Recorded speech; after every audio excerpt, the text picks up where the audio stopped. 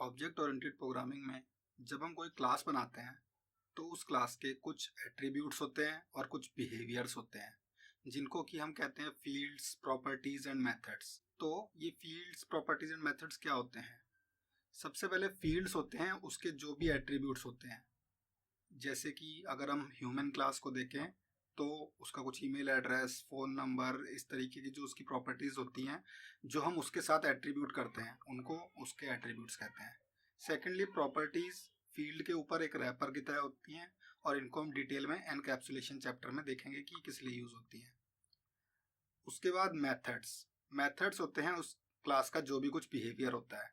तो ह्यूमन चल सकते हैं, बात कर सकते हैं, खाना खा सकते हैं, ये सारे उनके बिहेवियर्स हैं। ये वो ऑपरेशंस है जो ये परफॉर्म करते हैं। तो इस तरीके से हम क्लास के अंदर फील्ड्स एंड मेथड्स डिफाइन करते हैं जिससे कि उनके एट्रीब्यूट्स डिफाइन हो और उनके बिहेवियर्स डिफाइन हो। तो इस तरीके से जैसे हमने ह्यूमन का एग्जाम्पल लिया तो ह्यूमन के कुछ एट्रीब्यूट्स क्या हो सकते हैं? उनका नेम हो सकता है, उनकी एज हो सकती है, हाइट, वेट, ये सारे किसी भी एक पर्टिकुलर ह्यूमन के एट्रीब्यूट्स होंगे जिससे कि हम उस ह्यूमन के बारे में इंफॉर्मेशन रिकॉर्ड करेंगे। आफ्टर दैट ह्यूमंस क्या ऑपरेशंस परफॉर्म करते हैं? वो वॉक, टॉक, ईट, स्लीप, ये सारे कॉमन ऑपरेशंस हैं जो हर ह्यूमन परफॉर्म करता है। तो इस तरीके से अगर हम ह्यूमन क्लास बनाएंगे तो वो सारे इन सारे एट्रीब्यूट्स एंड बिहेवियर्स को रिप्रेजेंट करेंगे और उनके ऑब्जेक्ट्स, जैसे कि यहाँ पे हमने एग्जांपल लिया है राम, श्याम, सीता, गीता, इस तरीके से जो एक पर्टिकुलर ह्यूमन बीइंग होगा वो सारे उनके ऑब्जेक्ट्स होंगे। तो इस तरीके से क्लास में फील्ड्स एंड मेथड्स होते हैं।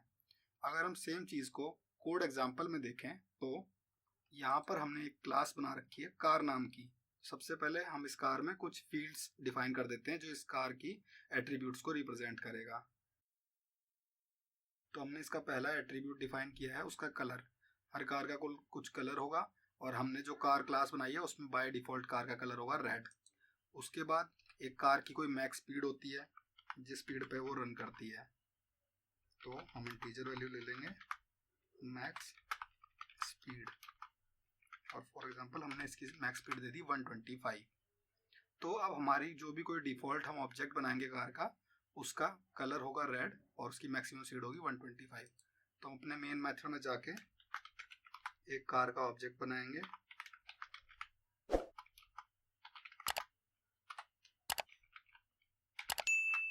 और अब हमें इसको कुछ भी असाइन करने की जरूरत नहीं है। बाय डिफॉल्ट इसके अंदर इसके दो एट्रीब्यूट्स आ जाएंगे, कलर एंड मैक्स स्पीड, जिनकी की वैल्यू होगी रेड और 125। तो मैं अगर कंसोल पे प्रिंट करता हूँ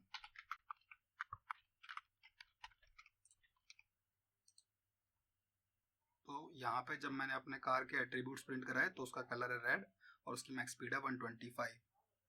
इस केस में मैंने अपने कार के फील्ड्स की डिफ़ॉल्ट वैल्यू प्रोवाइड की थी। डिफ़ॉल्ट वैल्यू प्रोवाइड करना ज़रूरी नहीं होता, मैं इसको इस तरीके से भी छोड़ सकता हूँ। बट अगर मैं इसकी कोई भी वैल्यू नहीं देता हूँ तो जो भी स्ट्रिंग की डिफ़ॉल्ट वैल्यू होगी, जैसे स्ट्रिंग की डिफ़ॉल्ट वैल्यू होती है ब्लैंक, तो इसमें कलर के अंदर ब्लैंक वैल्यू स्टोर हो जाएगी, यानी कि कुछ भी अभी कलर नहीं है। सिमिलरली इंट की डिफ़ॉल्ट वैल्यू 0 होती है तो मैक्स स्पीड के अंदर 0 वैल्यू आ जाएगी। तो कभी भी मैं इस तरीके से अगर अपनी प्रॉपर्टीज़ को डिफाइन करता हूँ तो उसके बाद मेरा काम होता है कि मैं उनके अंदर कुछ ना कुछ वैल्यू असाइन करूं। तो इस केस में मैं कार के अंदर कलर असाइन करता हूं ब्लू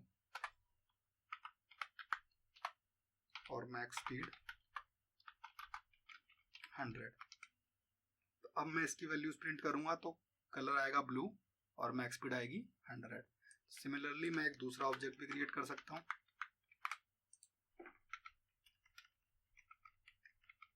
तो इस पॉइंट पे मेरे पास यहाँ पे दो कार के ऑब्जेक्ट्स हैं और फर्स्ट का कलर है ब्लू, सेकंड का कलर है रेड। फर्स्ट की मैक्सिमम स्पीड है 100, सेकंड की मैक्सिमम स्पीड है 90 और मैं दोनों की वैल्यूज बार बार इसे प्रिंट करूंगा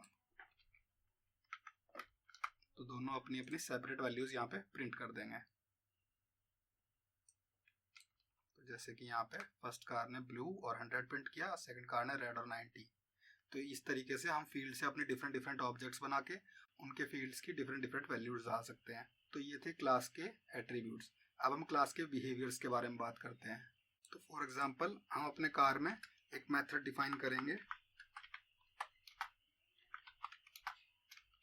रन नाम से,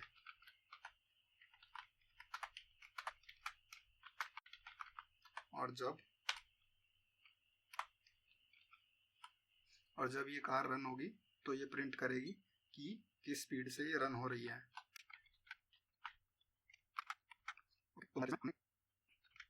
तो हमारे केस में हम माई कार को पहले रन करेंगे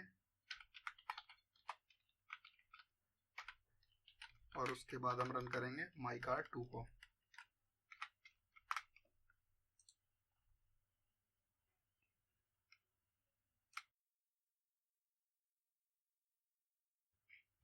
तो यहाँ पे फर्स्ट कार जब रन हुई तो वो अपनी मैक्स स्पीड 100 तक रन हुई और सेकंड कार जब रन हुई तो रनिंग एट 90।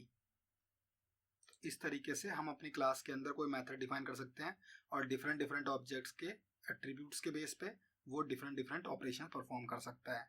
तो ये थे क्लास के मेंबर्स यानी कि उसके फील्ड्स एंड उसके मेथड्स। नेक्स्ट लेक्चर में हम देखेंगे कि कंस्ट्रक्टर्स क्या होते हैं।